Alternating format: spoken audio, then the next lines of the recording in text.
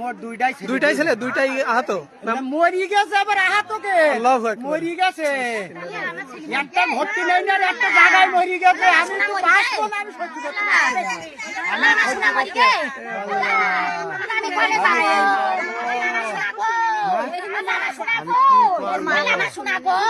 আমি কনে যাব, আমার সোনা দে তুই কনে যাব, আমার সোনা দে তুই কনে যাব, আমার সোনা দে তুই, আমার সোনারা কোনো লাঠি ঠুঙা কিছু নেই। দর্শক, আপনারা যেমন দেখছিলেন যে এই পরিবারের যে বাবা এবং মা, তার দুইটা ছেলেই মানে একটা ছেলে জায়গায় মারা গেছে আর একটা সম্ভবত হাসপাতালে, এবং নেইনি, সেটা হয়তো টিকবে না।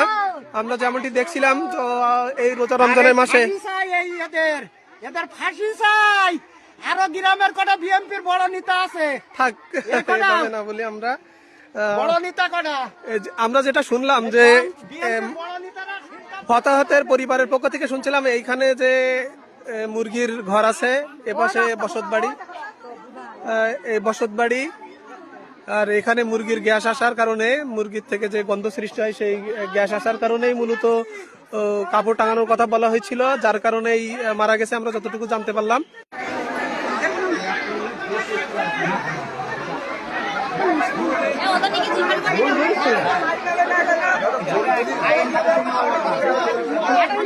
আইন হাতে তুলে হবে না,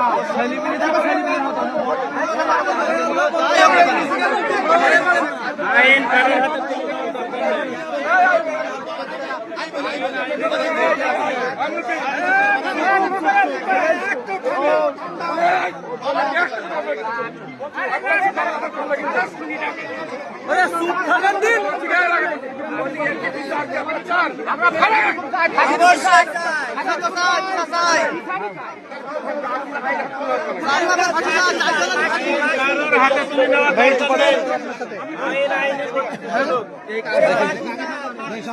ফাঁসি হবে।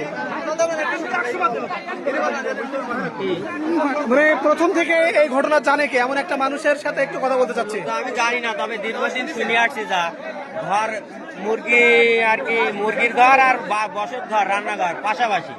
এখন ওরা গন্ধই ভাত খাতে পারে না বা থাকতে পারে না, বলা হয়েছে একটু পর্দা দিয়ে করতে, কিন্তু আজকে হঠাৎ দুপুরে খাওয়ার সময় বলছে একটু পর্দাটা নামাই দিতে, দেয়নি, আরো পর্দা উঠাই দিয়েছে।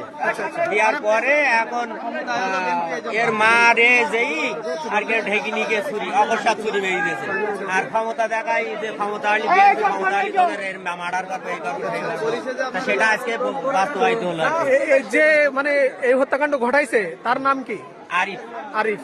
আর যারা মারছে যাদেরকে, তারা কি মারা গেছে? দুইজন, একজন মারা গেছে জায়গায়, আর একজন 4 জায়গায় ফেরত দিয়েছে, এখন সাতক্ষীরা নিয়ে গেছে, এখন কোথায় আছে বলতে পারি না সঠিক।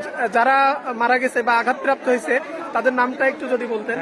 যে মারা গেছে ওর নাম ইব্রাহিম, যিনি এখন আপাতত ডিগ করছে ওনার নাম রুল আমিন। আপনারা এই জায়গায়